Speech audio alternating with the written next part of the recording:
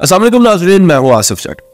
14 फरवरी को इकरारुल हसन साहब पीर हक खतीब से मुलाकात करने जा रहे हैं उनके आस्थाना आलिया पे, और वहां पे जाके वो कुछ चीजें परफॉर्म करना चाहते हैं अपनी टीम के साथ। मुलाकात होगी या नहीं, इस पे तबसरा होगा।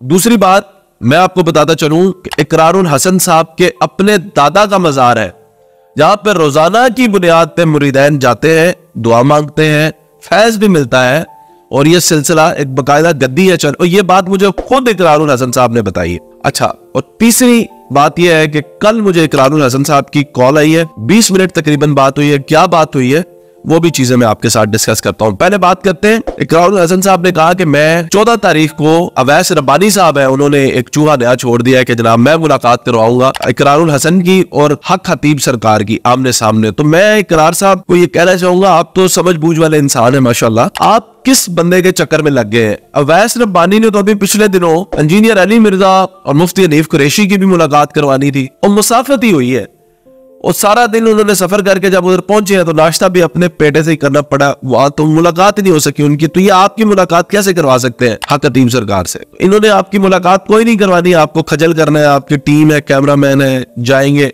मुलाकात नहीं होनी। मुलाकात तब होगी जब खुद हक खतीब और इकरारुल हसन आपस में बात करें, मामला तय करें, और मुलाकात होनी चाहिए, और ये चीजें जो वो करना चाहते हैं उनके सामने होनी चाहिए। एक अपनी वीडियो में उन्होंने कहा कि हम एक सिक्योरिटी चाहते हैं, वो सिक्योरिटी मैसेज जो है वो खुद हक खतीब भेजे कि इकरारुल हसन साहब की टीम के साथ किसी किस्म का भी कोई तशद्दुद या कोई भी ना खुशगवार वाकया नहीं होगा, और वो लोगों के साथ भी नहीं होगा जो लोग वहां पे इकरारुल हसन साहब के ब्याह पे या उनके साथ जाके परफॉर्म करेंगे।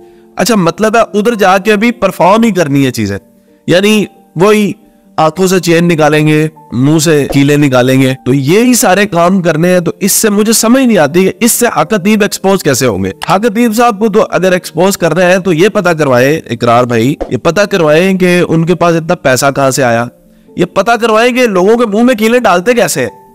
जाहिर है आपने जिसके मुंह से कीले निकाली है उसके मुंह में डाली भी तो होंगी, तो ये पता करवाए। और जो लोग ये क्लेम करते हैं कि जी हम ठीक हो गए, उन लोगों का पता करवाए कि ये कैसे झूठ बोलते हैं। इतने बड़े पैमाने पे भी लोग झूठ बोलते हैं, और जो नहीं ठीक हुए वो तो जाहिर है उनके पास है ही। अच्छा, दूसरी बात कि इकरारुल हसन साहब के अपने दादा का मजार है।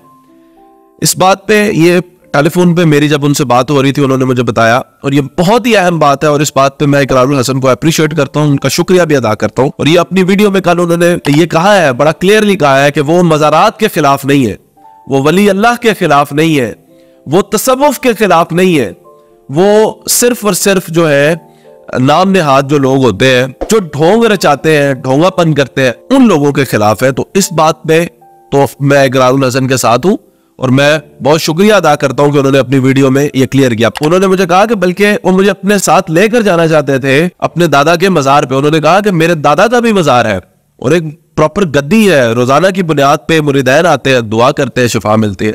तो ये तो वो लोग जो तमाम तर जो पीर हैं या गद्दी नशीन लोग हैं, उन सबको ही रगड़ा दे रहे थे, हक खतीब सरकार का नाम लेकर सारों को ही रगड़ा दे रहे थे। चलो ये तो आपको क्लियर हो गया कि इकरारुल हसन जो है वो दरगाहों को मानने वाले हैं, और वो पीरों फकीरों को, स्पिरिचुअल पर्सनालिटीज को मानने वाले हैं।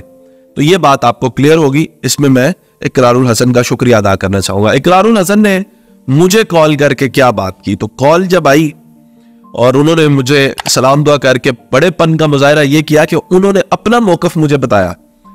उन्होंने कहा कि जट साहब मेरा ये मौकफ है, इस वजह पे मैं हक खतीब को एक्सपोज करना चाहता हूं। तो मैंने उनसे सवाल पूछा, मैंने कहा इकरार साहब मुझे ये बताइएगा, जाहिर है आपने इतने ज्यादा लोगों की कंप्लेन सुनी होगी, तभी आपने फैसला किया होगा कि हक खतीब को मैंने एक्सपोज करना है।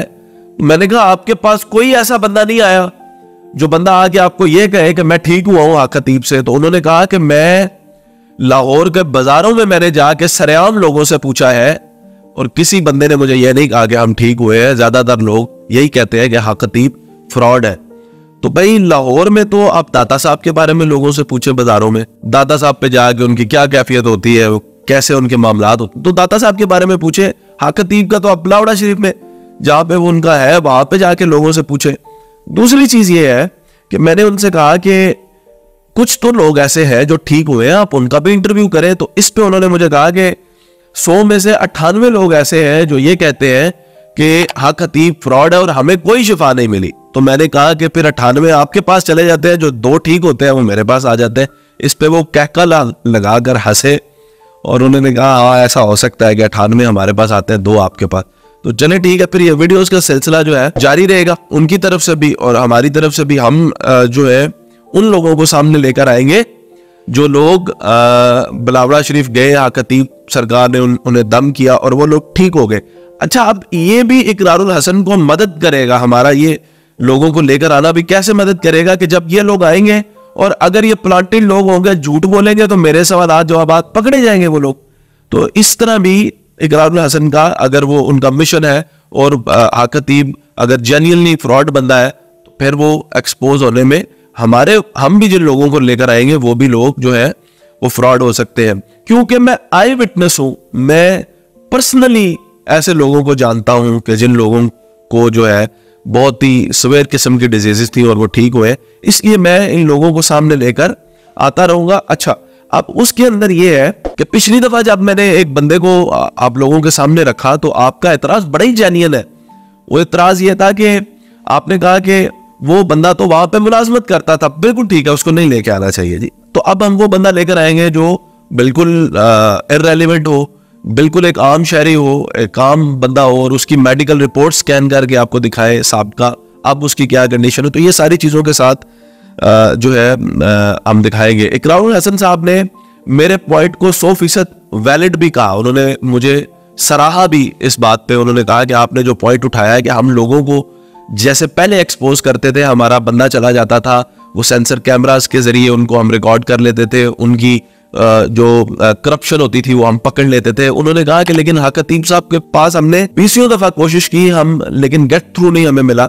उसकी वजह यह है कि जो उनकी सिक्योरिटी का सिस्टम है वो बड़ा सख्त है, तो हमें कोई रिसाई नहीं अंदर तक मिली। इसकी हम कोशिश, उन्होंने मुझे कहा कि हम काफी दफा कर चुके हैं, तो उसके बाद हमने ये रास्ता इख्तियार किया है। बरकैफ आपको बताने का मकसद ये है कि 70% तो हमारा मसला उधर ही खत्म हो गया इकरारुल हसन साहब की इस बात के साथ कि जब उन्होंने कह दिया कि वो दरगाहों को मानने वाले हैं और वो तसव्वुफ के मानने वाले हैं और खुद उनके दादा का मज़ार है, यहीं पे हमारी तरफ से तो लव यू हो गया, बात ही यहीं पे हमारी तो खत्म। लेकिन जो रह गई बात हक खतीब साहब को एक्सपोज करने वाली, उसमें जो लोग वहां से ठीक होते हैं अगर वो हमारे पास आते हैं, हम दिखाते रहेंगे, उन लोगों को हम बताते रहेंगे कि ये देखें जी ये बंदा है ठीक हुआ। उससे सवाल पूछेंगे, सवालों में फंसाने की कोशिश करेंगे। अगर वो फंसा, वो समझ आई कि प्लांटेड बंदा है तो आप बताएंगे, इंशाल्लाह लिखेंगे। इसमें तहम्मुल से सुने वीडियोस को, दोनों तरफ से जो वीडियोस आ रही है उनको देखें और अपना फैसला खुद करें।